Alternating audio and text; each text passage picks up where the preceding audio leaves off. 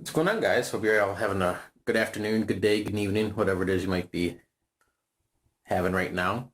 You know, so I was looking for a way to come up with a custom GM screen for my upcoming D&D 5e game. I do have the actual Wizards of the Coast GM screen, but it didn't quite fit my needs, I guess. I mean, it has some good tables in there, and it covers most of the things somebody might need, but I'm a little picky when it comes to the stuff that I have at a glance. And after a little bit of searching online, um, I was able to get some tables that I would like to use, and I actually found a really good 5th edition cheat sheet or GM screen that I like. And so I took that and added it in along with some tables that I use, some pieces of paper and odds and ends, which I'll show you in just a moment.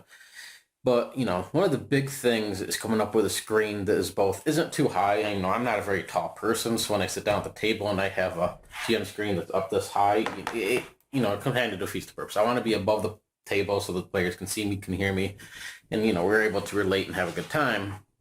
And if I got a big GM screen that's in front of my face, it's really hard to do that. So, after looking around, I looked at DIY things on the internet and see what I could come up with, and nothing really quite fit my need. One really good one that I did like but didn't quite work was where they took two 3-ring binders and they used binder clips across the top and they can set it all up. But the problem was that those 3-ring binders, again, they're just too tall. They're 11 and a half, 12. Some of them are close to like 13 inches high. And that's just really high off the table. And, I want something that's slow, small, and is, able to use. I did a little bit of searching around for landscape shaped binders, so that they're longer this way. And I found a couple. My local Home Depot had one, but it was like $20 for a landscape. It was outrageous. It wasn't something I wanted to do. So as I was wandering around the store, I decided to hop over to Staples. And lo and behold, I found something that'll work out quite perfect. Now, I'm not a big fan of GM screens at the table because I do like to roll in front of my players. And, as I said before, I don't like to have something in front of us, between me and the players. As I was saying, I was generally not a big fan of GM screens because they separated me between the players, and it was like a blockade between us, and I didn't want to have that. I liked having a connection with the players.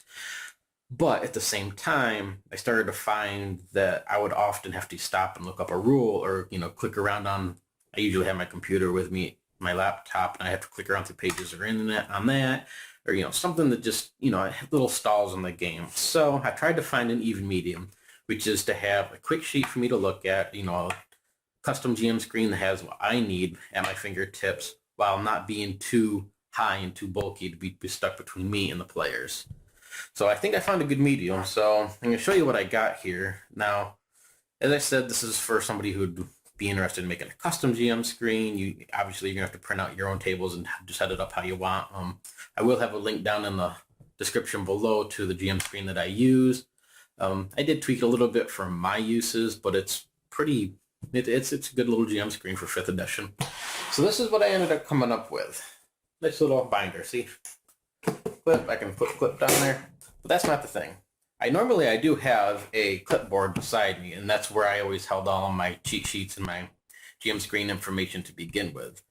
But it was very unorganized. I constantly flipping through it, like I said, between that and books and, my computer and the internet. And I decided I wanted something that I could just be working with the players and then glance down, see what I need, and get back to playing the game. And so after searching around, I found this at Staples. Simple little binder, but it has a fancy little packet here where it opens up. Now, I'm sure you guys have seen these. They work at a lot of construction companies and stuff like that use these for,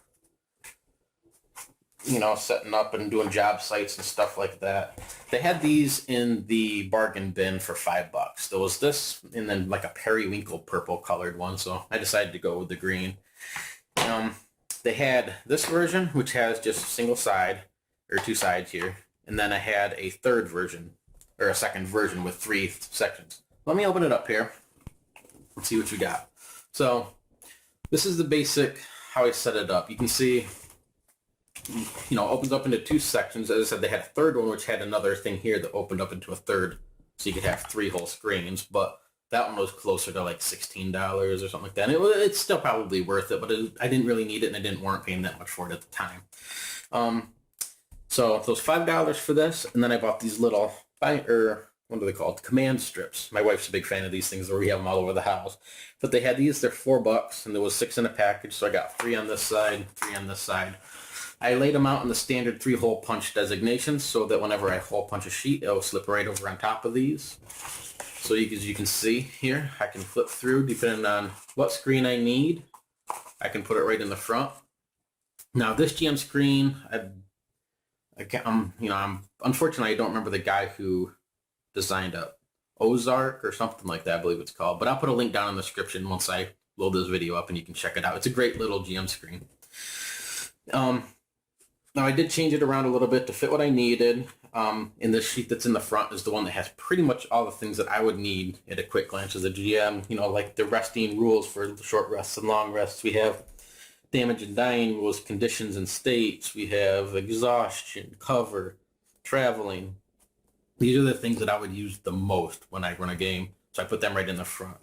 I have a pretty good handle on the skill system, but for just a quick little cheats, there's a skill system set up there showing you the different things that the skills can do and give you ideas for rolls. And then other odds and ends, like an equipment table.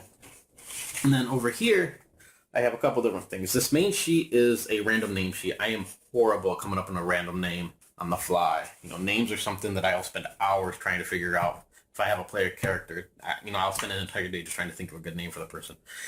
So, when players met an NPC or something, I would always just stop and be like, I need a name, So I print out a whole shitload of names. I believe there's 200 on this sheet here, so I can just grab something and go with it. A lot of them will also work as place names. I can easily add like Ville or Town or Creek or something at the end and it'll become a town name. Even if that, I could just leave it as it is. Then I have an initiative tracker. That's what this thing here is.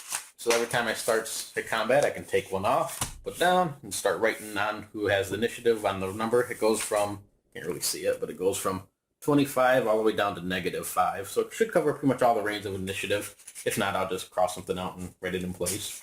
So I have a couple of those ways at hand. And then these over here, I'm a big fan of 3x5 index cards when running a game.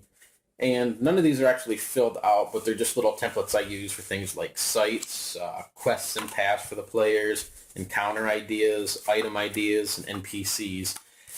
Like I said, these are just templates. I don't have any set up at the moment, but normally I would have each of these as a different designated color. And I'll have them hanging up here at the top on these other things too. So that, when somebody meets an NPC, I have one right on hand. I can grab it and go with it. And, that's about it. Like I said, this thing cost me $10, not counting printing out the paper and whatnot, if you want to even include that. And I'm able to change my pages around to what I like. If I wanted to have another sheet here that listed some other rules that I might need, I could have that there. But yeah, this pretty much covers the really important things that I as a GM use. Like I said, random names. I have my encounter, and yeah, I do usually do an entire adventure set up on index cards.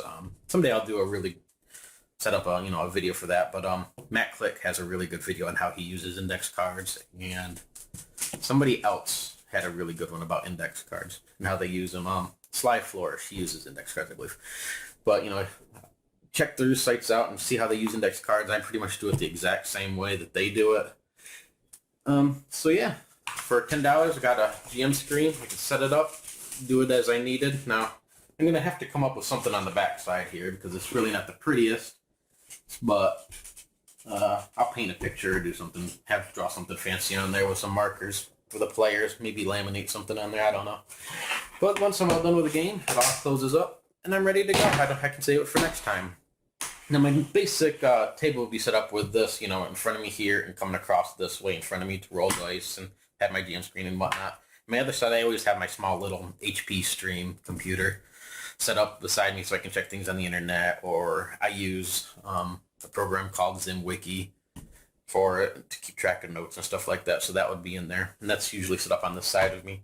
And like I said, I usually roll my dice all in front of the players, but every now and then, something comes up that I might have to roll secretly, or, I still do it just roll dice for the hell of it and, just to mess with the players' minds because it's fun. So yeah, that's my GM screen. Like I said, Staples had these in the recycle, the bargain bin for $5, $5 for command strips. I laid them in there, and I can change the sheets and do whatever I need to do. So yeah, maybe you guys can find something else like that and have fun at it. Besides all that, I got to go to work. So you guys have a great day and happy gaming.